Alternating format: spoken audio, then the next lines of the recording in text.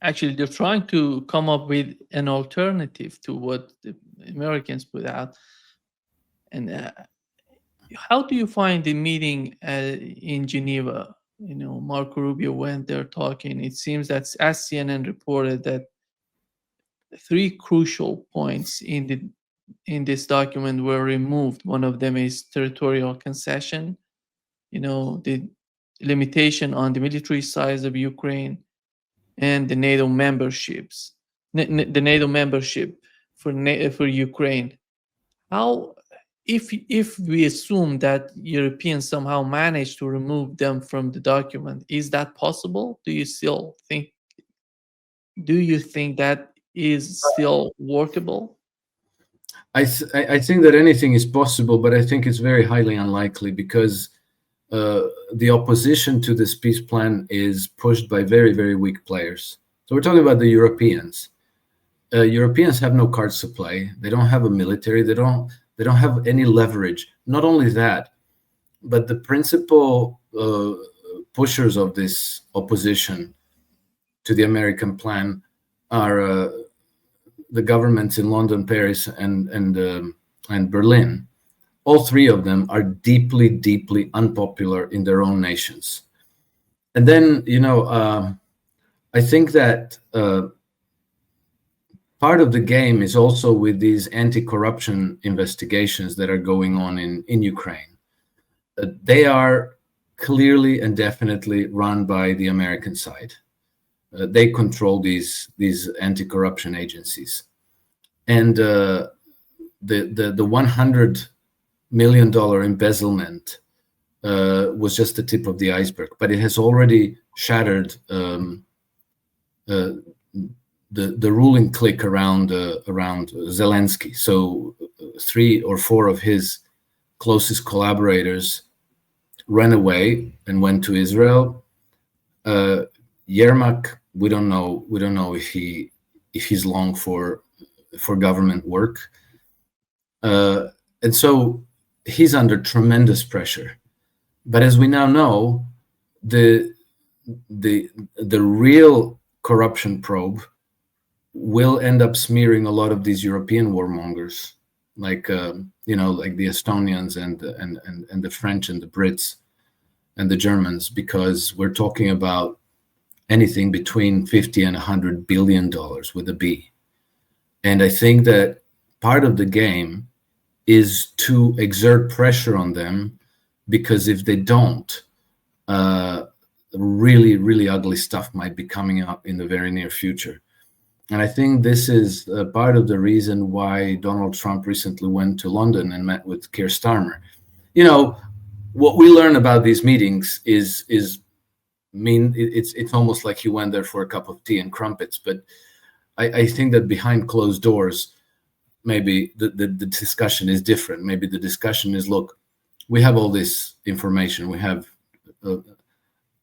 traces of this much money moving to London banks. Please cooperate. We can do this the easy way, or we can do it the ugly way.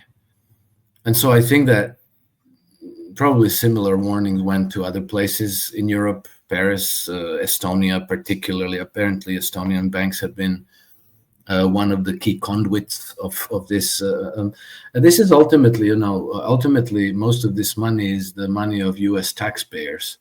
So if this comes out, it's really going to be embarrassing for the Europeans, and it's going to cause anger among the American people against the European elites.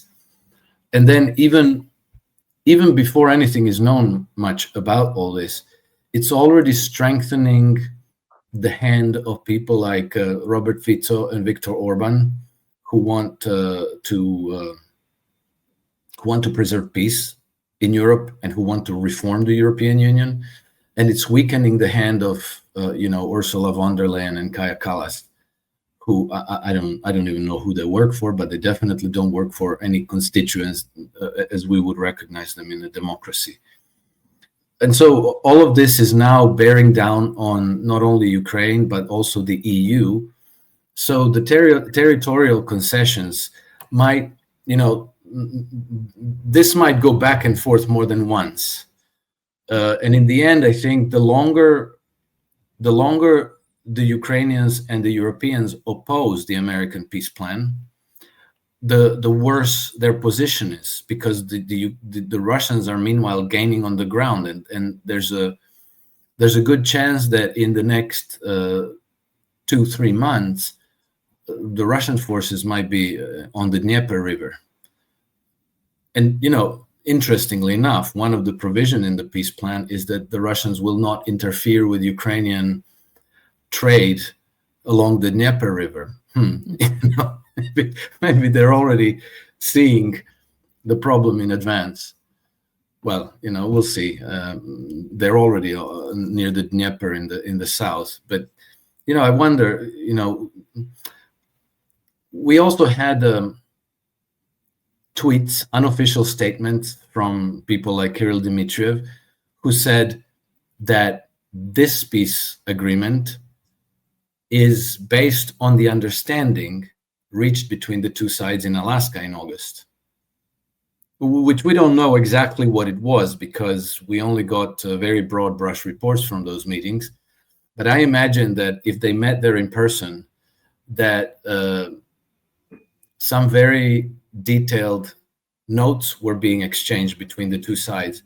And then, soon in the aftermath of that meeting, Kirill Dmitriev himself tweeted that Vladimir Putin and Donald Trump will prevent World War II from breaking out.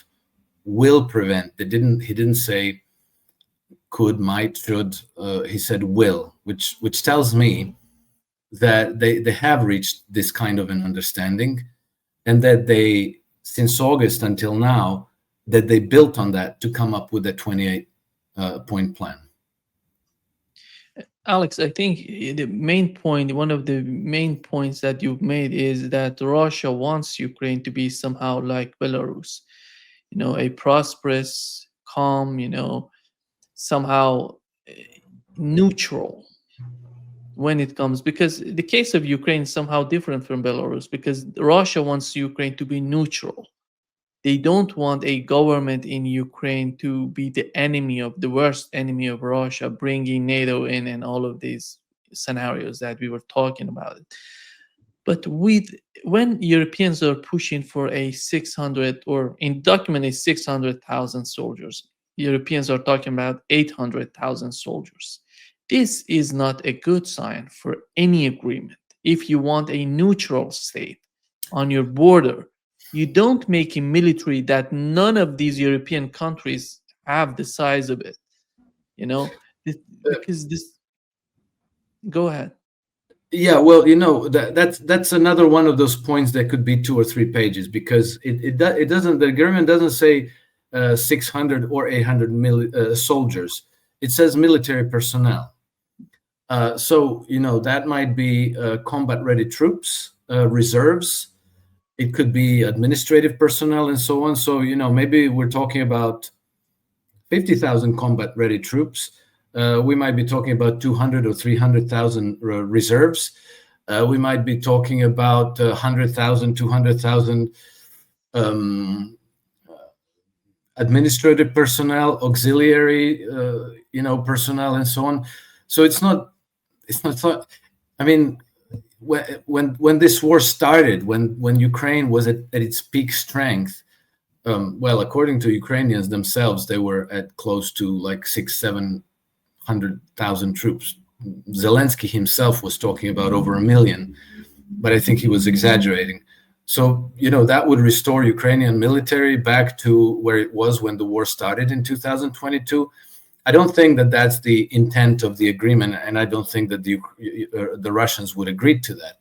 And if they don't agree to that, they don't have to sign the peace agreement. So, forcing this kind of a solution on them seems to me like if it were a trap, it's like the dumbest trap ever devised, because, they're not going to overlook that detail. I think that the number is substantial, but it's reflecting military personnel, not combat-ready troops, not soldiers. Yeah. Alex, the other point is this the case of Steve Witkoff. We know that he's going to be in Russia. He's going to go to Russia with a document, official document. It seems that he's going to communicate with the Russian president and his administration. Looking at the way that they're attacking Steve Witkoff in the United States, somehow in the mainstream media and in social network, and they're calling Witkoff as Russian puppet, KGB agent. You know, he's trying to. He has a lot of ties with Russia in terms of it's all about. It shows that something is happening behind the scene, that these people are not happy about it. How do you see the division, some sort of fracture or division that is happening, that exists within the Trump administration? It seems that Marco Rubio and Keith Kellogg, the plan, the document that was published, and everybody was asking, why do they need to publish this document? It seems that Keith Kellogg was behind it. He published it before resigning from his position. And how do you see Donald Trump managing these sort of differences within the administration? We have to guess because we don't know, but it seems to me that Trump had to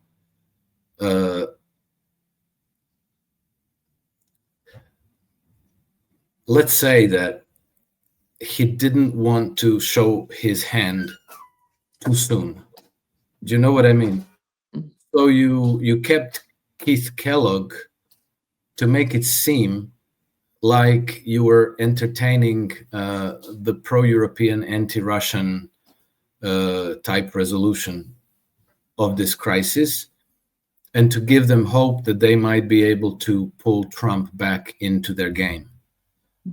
Even though I always thought it was a bit fake, because Trump already declined to give Ukraine a security guarantee, which was the super high priority for the Europeans. This is what Keir Starmer has been trying to obtain in his early, trips to Washington, D.C. at the beginning of the Trump administration. This is what Vladimir Zelensky has been trying to obtain when last year in October, I think, or even September, he flew to New York before Trump was even elected.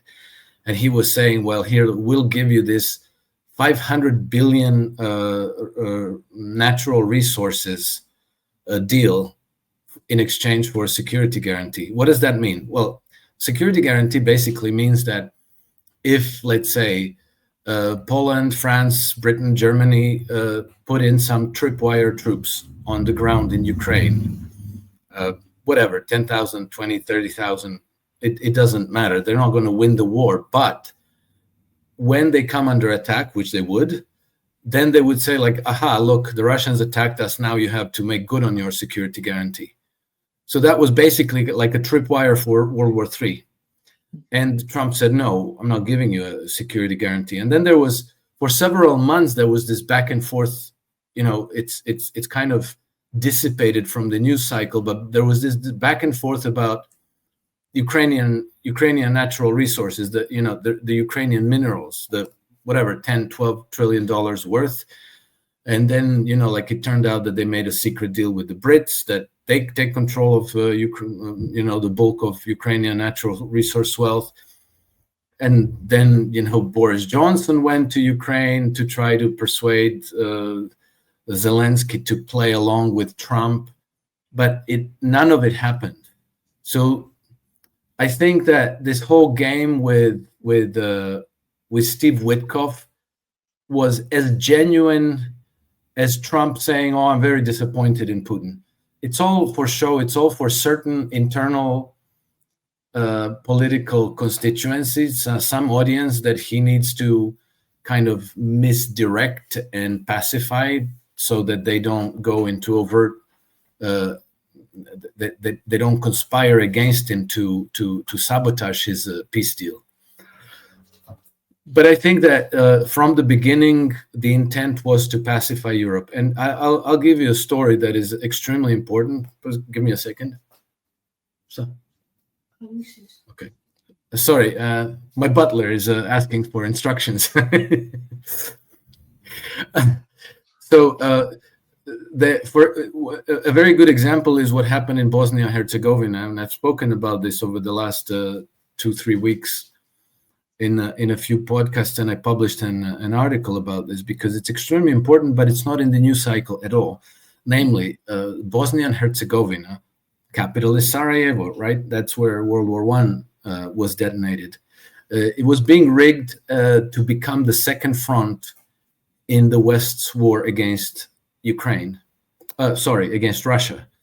And so this was being done by staging provocations between Serbs and Croats and Muslims, which are the three constituent peoples of the country, and particularly antagonizing the Serbian entity there, to the point where for this fall they were planning a referendum for secession. So the Republika Srpska was going to secede from Bosnia, and that was practically certain to precipitate a war between Republika Srpska and the rest of the Bosnian Federation, with the government in Sarajevo. Well, if this war happened, Serbia would not be able to stay neutral. They would have to come in on the side of Republika Srpska.